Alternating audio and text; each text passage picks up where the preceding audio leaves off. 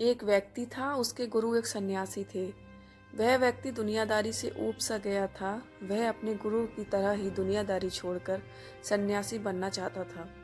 उसे अपने परिवार को यह बात बताई तो सभी ने मना कर दिया, यह कहते हुए कि हम सब आपसे बहुत प्यार करते हैं।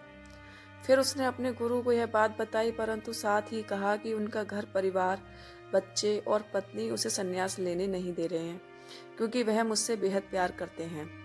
गुरु ने कहा, यह किसी सूरत में प्यार नहीं है। गुरु ने उसे बहुत समझाया, पर वह व्यक्ति नहीं मान रहा था। फिर गुरु ने कहा, अच्छा ठीक है। गुरुजी उस व्यक्ति को मठ में ले गए। इसके बाद गुरु ने उसे योग विद्या सिखाई, जिससे वह अपनी सांसें रोककर मुर्दे जैसी अवस्था में घंटों तक रह सकता था।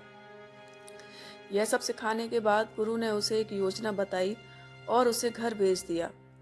दूसरे दिन वह व्यक्ति अपने घर पर मुर्दा पाया गया। परिवार के सारे लोग इकट्ठे हो गए। सभी रो रहे थे, विलाप कर रहे थे। वहीं उसकी पत्नी सबसे ज्यादा दुखी हो रही थी। पूरे घर में कोहराम मच गया था। तब सभी की आंखें नम थीं। वह व्यक्ति मुर्दा अवस्था में था, मगर योग अभ्यास से आसपास के माहौल को महसूस कर सकता था और सुन सकता था। उसे बड़ा सुकून मिला कि उसका परिवार उसे कितना प्यार करते हैं। अंततः उसने संन्यास का इरादा त्यागने का फैसला कर लिया। कुछ ही देर बाद उस व्यक्ति के गुरु वहां पहुंचे। गुरु ने सभी को शांत किया और अपने शिष्य के पड़े शव को देखा। कुछ देर शव को देखने के बाद उसके परिवार वालों को कहा, इस शव में जान फूंका जा सकता है। इस व्यक्ति को मैं अपनी विद्या से जिंदा कर सकता हूँ। यह बात सुनकर घर के सभी लोग बहुत खुश हो गए।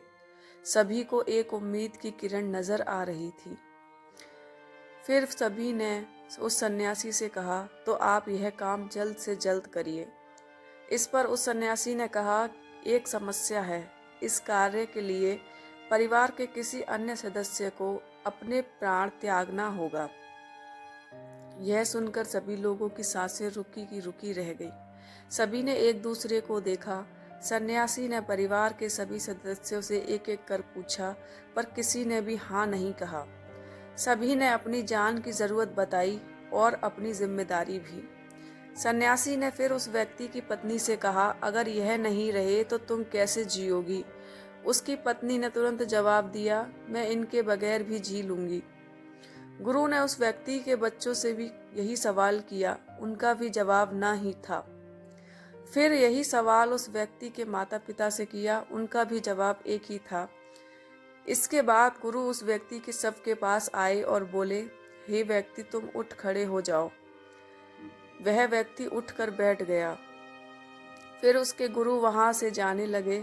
उसने अपने गुरु को रोका और गुरु से कहा, मैं भी आपके साथ चलता हूँ। अब उस व्यक्ति को समझ में आ गया था कि उसकी ज़रूरत उसके घर में कितनी है।